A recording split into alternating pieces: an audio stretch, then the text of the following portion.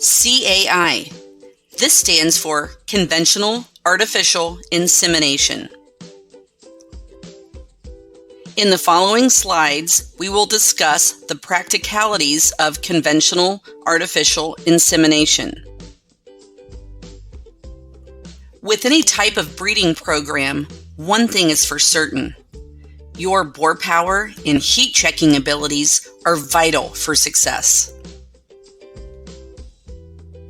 In the following slides, let's take a look at bore power. There are 3 rules to strong bore power. First, they should be under 3 years old. Second, very active. And third, in good health. It's important to use active bores with high salivation. Control the bore so that each sow and/or gilt has nose-to-nose contact when checking for heat.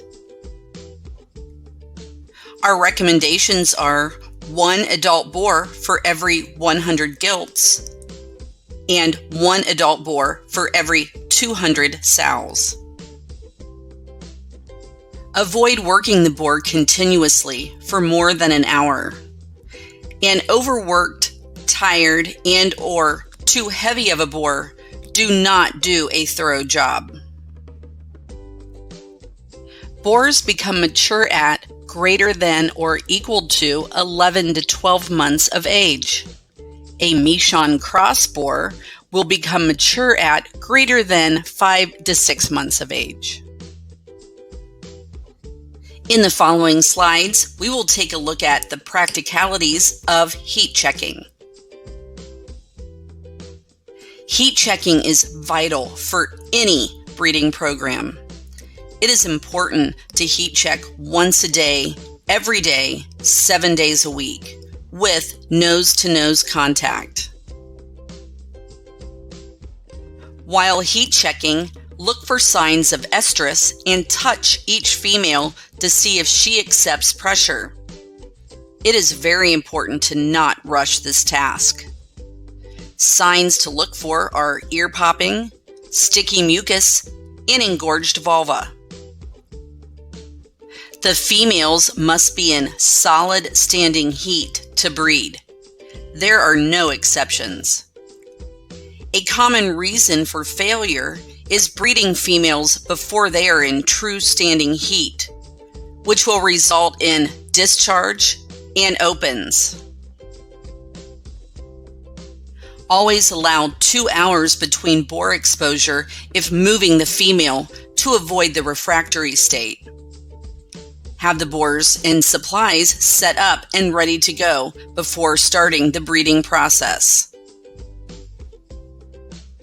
In the following slides, we will discuss breeding. Breed with 2 bores. The first bore is leading the heat checking and insemination, while the second bore is maximizing the stimulation post-insemination. Allow nose-to-nose contact with the bore and ensure she is in solid standing heat. It is very important to never force a breed. Clean the vulva well to maintain good hygiene and to prevent infection. Open the vulva and gently pull down to expose a clean inner vulva. You will want to discard the catheter if it touched any dirty area, and keep the insemination area clean and avoid humid environments. Attach the semen bag and clip catheter to the saddle or hold the semen bag in your hand. Stimulate the sow during insemination by pulling on her flank, rubbing her underline, and putting pressure on her back. It is very important to never squeeze or force semen in. Leave the catheters and saddles on for a few minutes, but remove them if the sows do lay down, and continue to stimulate with the second bore. You can also leave the new bores out to run the row of the just bred sows for at least an hour. It is very important to avoid breeding sows in the refractory stage. Control the boars so they do not get too far ahead. And if using lube, store it in the cooler and clean the top off of them each day after breeding or as necessary. And throw them away if it becomes pink or brown. This is an indication of bacteria. So the summary includes boar power. Keep track of their age, pay attention to their activity level, and keep them healthy. With heat checking, we want to do this once a day, 7 days a week. And only breed females in solid standing heat. These are general recommendations, and we encourage the production staff to follow their farm protocols. Farms should have procedures created and approved by their production management head.